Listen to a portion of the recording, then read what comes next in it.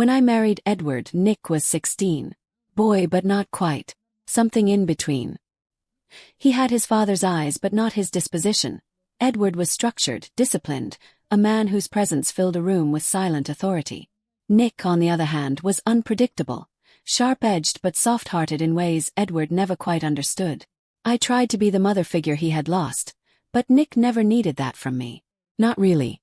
Instead, we became something else.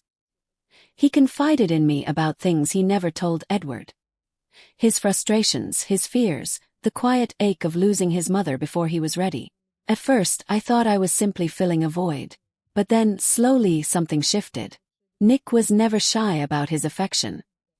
He'd throw an arm around me when he laughed, rest his head against my shoulder while we watched movies. Playful, innocent things. But every once in a while there was a moment, too long, too still, where his touch felt different. Where it lingered. I told myself it was my imagination. That I was reading into things that weren't there. And then he grew up. At 27, Nick was no longer a boy. He was a man who had seen the world, carved out his own place in it. He carried himself with a kind of quiet confidence that made people stop and listen when he spoke. And now, when he looked at me, I knew. That evening, Edward was working late, and Nick had just returned from a weekend trip with his friends. I was in the kitchen, my hands buried in a bowl of flour, kneading dough for a recipe I barely cared about. The house was too quiet, save for the rhythmic sound of my movements. "Something smells amazing," Nick's voice filled the space behind me. I turned, finding him leaning against the doorway, arms crossed over his broad chest. His smile was easy, familiar. But there was something in his eyes, something I had been ignoring for too long. "It's just bread," I said, brushing my hands off on a towel. "Nothing special." He stepped closer, peering into the bowl. "Looks like a lot of work for nothing special." I shrugged, suddenly hyper-aware of the closeness between us. Nick reached out, swiping a bit of flour from my cheek with his thumb. The touch was feather-light, but it sent a current through me that I wasn't prepared for. His hand lingered. Just for a second. Too long. I swallowed, stepping back, laughing too quickly. "You always did find ways to sneak into the kitchen at the right moment." His smile didn't falter, but there was something knowing in it. Later that night, as I sat curled up on the couch with a book, Nick strolled into the living room, flopping down beside me without hesitation. He stretched his arm across the back of the couch, his fingers grazing the ends of my hair. "Remember when I used to beg you to let me stay up late?" I laughed, shaking my head. "You were relentless." "I still am." Something in the way he said it made my stomach twist. For a long moment, neither of us spoke. The only sound was the faint hum of the clock on the wall, counting each second, each breath, each heartbeat. Then Nick shifted, turning toward me. His hand, warm and steady, settled over mine. "Samantha," he said, his voice quieter now, more certain. "You know, don't you?" My breath caught. He knew. I had always known. And now there was no pretending otherwise. Nick's hand was still over mine, his fingers warm, steady, grounding me in a moment I wasn't ready to face. "You know, don't you?" The words echoed between us, pressing in like a weight I couldn't shake. I could have pretended I didn't hear him, could have laughed it off like I always did. But something about the way he was looking at me, like he had been waiting for this moment, left no room for denial. I pulled my hand away, carefully, deliberately, forcing a smile that didn't quite reach my eyes. "You're being dramatic, Nick," I said lightly, hoping he would let it go. But he didn't. Instead, he tilted his head, studying me with that sharp gaze of his. "Am I?" There was a challenge in his voice, a quiet dare.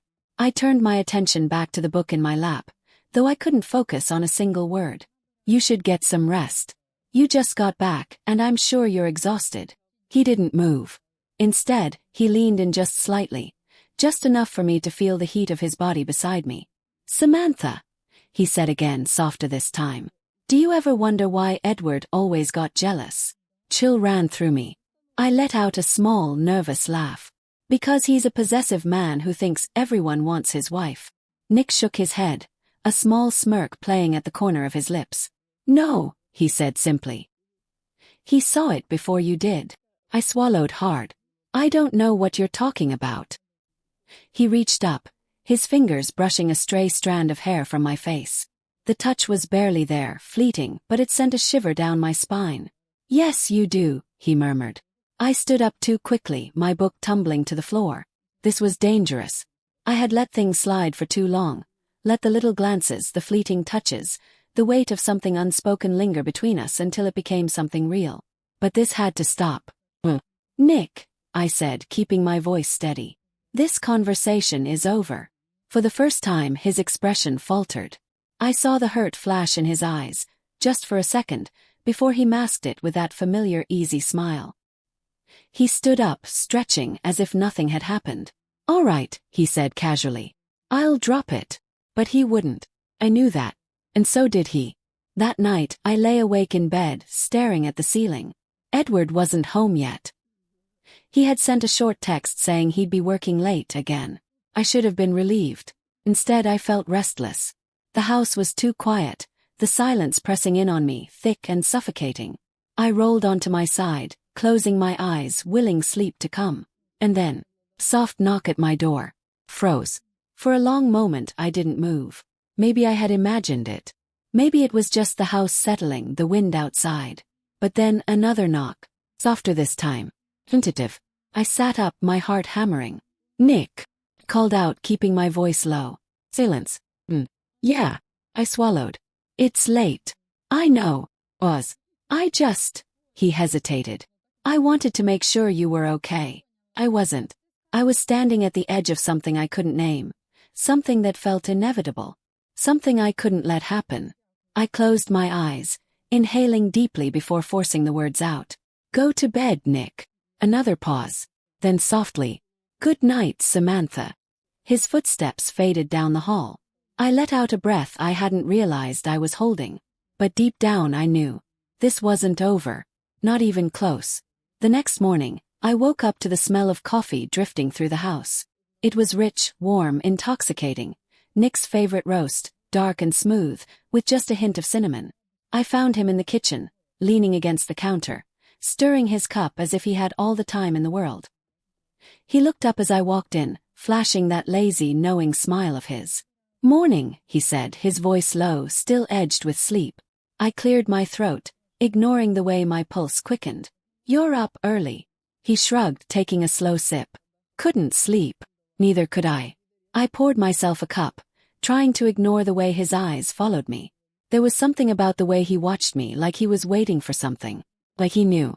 Dad's got a surprise for you, Nick said casually, breaking the silence. I glanced at him over my cup. A surprise. He nodded. Some kind of private spa retreat. He booked it for Saturday. I raised an eyebrow. Edward wasn't exactly the romantic type. He provided, yes, grand gestures of expensive jewelry or lavish vacations that I never asked for. But this, a spa retreat, it wasn't his style. That's unexpected, I said slowly. Nick smirked. Well, I might have suggested it. Blinked. You. He shrugged as if it were nothing. Thought you deserved some time to relax. A warmth bloomed in my chest before I could stop it. You're too good at this, you know, I said, shaking my head. He tilted his head. At what? At knowing exactly what to say to make me feel special. Something flickered in his gaze. Something unreadable. He set his cup down and took a slow step toward me. I don't say things I don't mean, Samantha, he murmured. My breath caught. I turned away too quickly, focusing on my coffee. Well, I said, forcing my voice to sound light. I'll have to thank Edward later. Nick let out a quiet chuckle, but he didn't say anything. That should have been my first clue. That evening, Edward mentioned the spa in passing, as if it were an afterthought. I booked that private spa house you like, he said, loosening his tie as he walked into the bedroom. I looked up from my book, surprised. You did? He nodded, rubbing the back of his neck. Figured we could use some time away. I smiled softly. Maybe this was his way of making an effort. Maybe Nick had given him the push he needed. That sounds wonderful, I said sincerely. Just the two of us. Edward hesitated just for a fraction of a second. No, he said. Nick will be coming too. The warmth in my chest faltered, twisting into something else. Nick would be with us. Nick. There was a small part of me that should have protested, should have said that this was a trip meant for me and my husband. But that wasn't what I felt. Instead, there was a quiet, dangerous thrill curling in my stomach. Edward sat on the edge of the bed, sighing. I know you two have always been close. There was something in his voice, something heavy. I met his gaze carefully. What are you trying to say? He shook his head, offering a small, tired smile. Nothing. He didn't believe it. I could see the doubt flickering behind his eyes, the way he chewed the inside of his cheek like he was battling something he didn't want to admit. But he pushed it away. Just like always. The drive to the spa was quiet. Edward sat behind the wheel, focused on the road, while Nick lounged in the back seat, legs spread out comfortably, looking entirely at ease. I sat beside Edward, staring out the window, trying to ignore the way the tension hummed beneath the surface. Nick had been different all morning. Not distant, not cold, but patient, as if he were waiting for something. When we arrived, the spa was exactly as I remembered, tucked away in the woods, private and secluded, a quiet retreat away from the world. Edward checked us in, speaking to the receptionist about the details of our stay, while Nick and I lingered by the entrance. He leaned in slightly, his voice low. Did you expect it to be just you and him? I swallowed, keeping my face neutral. It is a trip for all of us, isn't it? He smirked. That's not what I asked. I turned away, walking ahead before he could see the heat rising to my cheeks. The private spa house was breathtaking. The scent of eucalyptus and lavender filled the air, and the sound of water trickling from a nearby fountain was calming. The space was warm, dimly lit, with soft candles flickering against stone walls. Edward disappeared almost immediately, excusing himself for a business call. Nick watched him go, amusement dancing in his eyes. Some things never change. I exhaled, shaking my head. You'd think he could last one day without work. Nick's gaze flickered to me. You don't look too disappointed. I opened my mouth to argue, but stopped myself. Because he wasn't wrong. Nick took a step closer, his voice dropping. Do you know why I suggested this trip? I lifted my chin, keeping my expression composed. Because you thought I needed to relax. His lips curved. That's only part of it. I swallowed. And the other part. He reached out, trailing his fingers down my wrist, featherlight. I wanted to see how long you could pretend this isn't happening. My breath hitched. For a moment I couldn't move. Couldn't speak. I could hear Edward's voice in the distance, still on his call, oblivious to the quiet storm unraveling between Nick and me. Nick leaned in, his breath warm against my ear. Tell me to stop, he murmured. And I will. I should have stepped away. But I didn't. Instead I stayed perfectly still, my pulse racing, my heart hammering against my ribs. I didn't say anything. And that silence said everything. The spa was the perfect kind of quiet. The kind that made you forget about the world outside, about rules and lines you weren't supposed to cross. It was warm, the air thick with the scent of essential oils and the gentle hum of water flowing in the background. Soft music played. Something distant, delicate, just enough to make reality feel a little less sharp. It was time for relaxation. Edward, ever practical, had arranged for the full experience. Sauna, pool, Thai massage. He seemed to think this trip was an act of generosity, a reward for a wife who had been patient with his long hours, his neglect.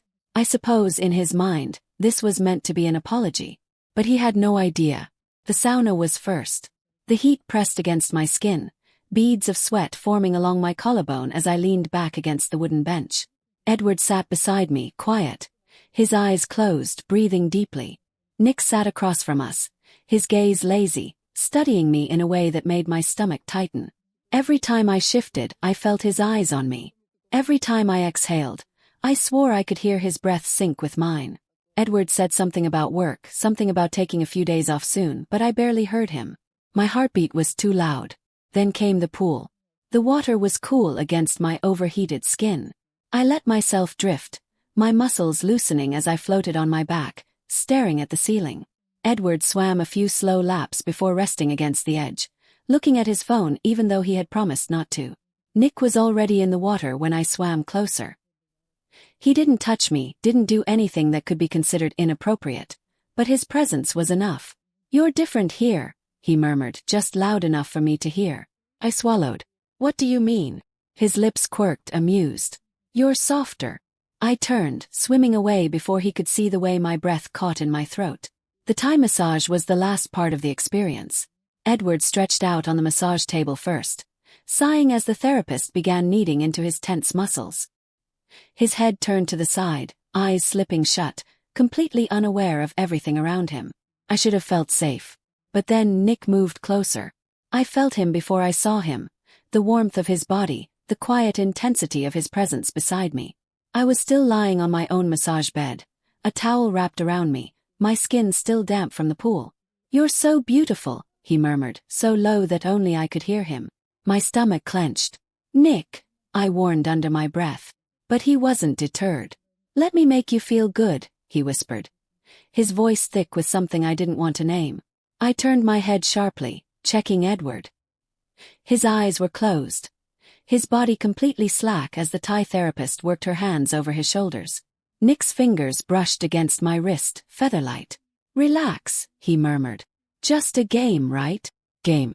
That's what this was. That's what it had to be. I could feel my pulse in my throat, pounding against my skin. My body was betraying me, responding to the way Nick's fingers slowly traced the inside of my wrist. "You're insane," I whispered, my voice trembling. He grinned. "Maybe." I should have pushed his hand away. I should have stood up, walked over to Edward, and forced the space back between us. But instead I let him touch me. Soft, careful, slow. He was giving me a choice, letting me decide how far this would go. And I hated how much I wanted it. My fingers curled into the towel beneath me, my breathing shallow. "Be quiet," I whispered, as if we were children playing a secret game. Nick smirked, his fingers trailing higher. "You like this, don't you?" I did. But I couldn't say it. Not with Edward just a few feet away. Not with the shame coiling in my stomach, knowing Nick was younger than me, knowing that this was the one thing I could never, ever let happen. And yet I stayed still.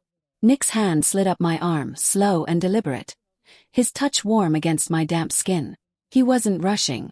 He wasn't testing boundaries. He was waiting. For me to stop him. For me to break. I swallowed, my throat dry. "This is wrong." His eyes darkened slightly. "Then tell me to stop." I opened my mouth. Nothing came out.